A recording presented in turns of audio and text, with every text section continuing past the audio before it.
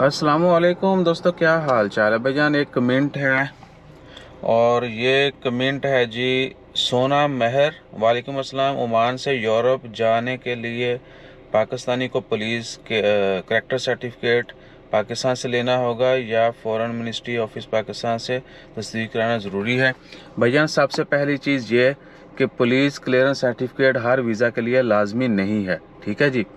अगर आप ओमान में अगर आप ओमान में हैं तो आपको जो है ना ओमान से बहुत सारे मुल्कों के वीज़ा के लिए पुलिस क्लियरेंस सर्टिफिकेट की बजाय एनओसी और बैंक स्टेटमेंट और बाकी डॉक्यूमेंट्स, इंश्योरेंस वगैरह वो लगाना होते हैं।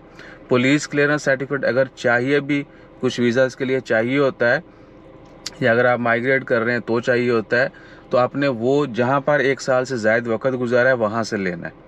तो पाकिस्तान में डेफिनेटली आप वहाँ पे पले बड़े हैं, जिस भी एरिया में जहाँ पर भी आपने 1 साल से ज़्यादा वक्त गुजारा है आपने वहाँ से लेना है। और वो फॉरेन अफेयर से ऑफ कोर्स टेस्ट होगा, या उसको इधर मंगवा के पाकिस्तान एम्बेसी से उसके बाद ओमान फॉरेन अफेयर से करवाएं।